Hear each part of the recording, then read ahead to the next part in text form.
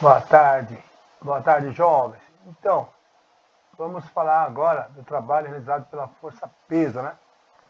Então, vocês fizeram a pesquisa, o trabalho realizado pela força-peso, né? Tem que se pensar na altura, né?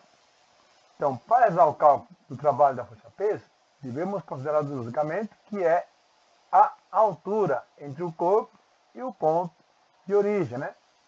E é a força-peso, na verdade, certo? Então, como que eu calculo? O trabalho da força-peso é peso vezes H. Tá, então, isso aqui a gente está fazendo, né?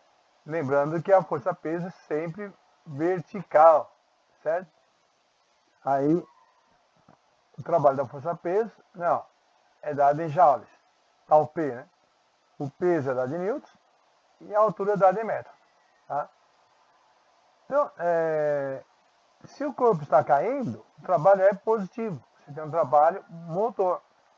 Se o corpo está subindo, eu tenho um trabalho resistente, um trabalho negativo, certo? Se a gente pensar na fórmula geral, né, o trabalho é força, né, vezes deslocamento, vezes o cosseno, que na verdade a força para nós é força-peso, deslocamento é altura, né, e o cosseno do ângulo. Mas se o ângulo entre o deslocamento e a força é zero, o cosseno de zero é 1. Temos que o trabalho é peso vezes altura, certo? Força vezes deslocamento. Tá? Porque, olha aqui, esse ângulo aqui, ó, é zero, né? Certo? Agora, na situação em que o ângulo é 180 graus, olha, o trabalho é negativo. Tá? Por quê, pessoal? Usando a mesma situação, né? Trabalho é força vezes deslocamento vezes o cosseno. Mas o cosseno de 180 é menos 1. Olha aí, ó. Então temos que o trabalho é menos P vezes H, ou seja, ele é negativo. Tá? Um trabalho resistente. Certo? Então, de baixo para cima é um trabalho negativo, de cima para baixo, trabalho positivo. Certo? Então, lembrando aqui, né, que a força, né, faz um ângulo de 0 graus e aqui ela faz um ângulo de 180 graus com deslocamento. Certo? Então, o trabalho realizado pela força-peso não depende da trajetória. Então, olha, se você sobe, né, uma rampa fazendo zigue-zague e uma outra pessoa sobe essa rampa direto, sem zigue-zague, o trabalho é o mesmo. Tá? Por quê?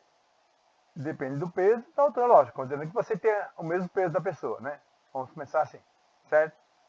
Tá? Então, o trabalho é o mesmo. Porque o trabalho depende do quê? Da altura, do peso e da altura, certo? Aí temos o primeiro exemplo. Um corpo de massa 5 kg está caindo de uma altura igual a 8 metros. Calcule o trabalho realizado pela força-peso. Então, ó, a massa é 5 kg, a altura 8 metros. Eu quero o trabalho da força-peso, quero tal P. Primeiro eu calculo o peso, né, que é massa vezes a gravidade. A gente sabe que o G, né, a gravidade, a aceleração da gravidade da Terra é 10, né? 9,8. A gente, né, aproxima para facilitar os cálculos. Então, peso é 5 vezes 10, que vai dar 50 newtons. Trabalho da força-peso, peso vezes altura, que é 50 vezes 8, 400 joules. Tá? Então, como o corpo está caindo, é um trabalho positivo, um trabalho motor. Certo? Tudo bem? E a questão 2, o trabalho da força-peso sobre um corpo que caiu de uma altura H é igual a 1,6 kJ. Calcule essa altura sabendo que a massa do corpo é de 40 kg. Então, olha, ele tem um trabalho, né, como ele caiu, é positivo, 1.600 joules, porque 1,6 kg, né, joules. A massa, 40 kg. Quero saber a altura. Então, peso é massa vezes a aceleração da gravidade, peso é 40 vezes 10, peso é 400 newtons. Então, o trabalho da força-peso, né, peso vezes H. 1.600 é igual a 400 vezes H. Então, passo 400 dividindo, eu tenho que a altura é 4 metros. Tá? E a questão 3, né, tem um corpo de massa 500 gramas em queda livre atingiu o solo em apenas 2 segundos. calcule a altura de onde ele caiu e o trabalho realizado pela força-peso. Tá?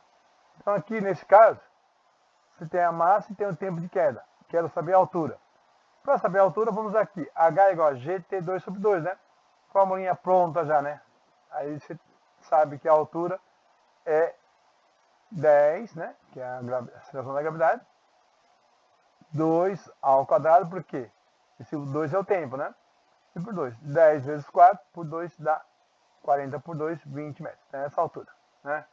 E para saber o trabalho, né? Trabalho é peso vezes altura.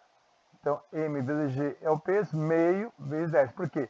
500 gramas é meio quilo, né? Então, vai dar meio vezes 10, dá 5 newtons.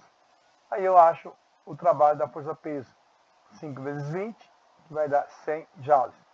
Certo, jovem? É isso aí, jovens.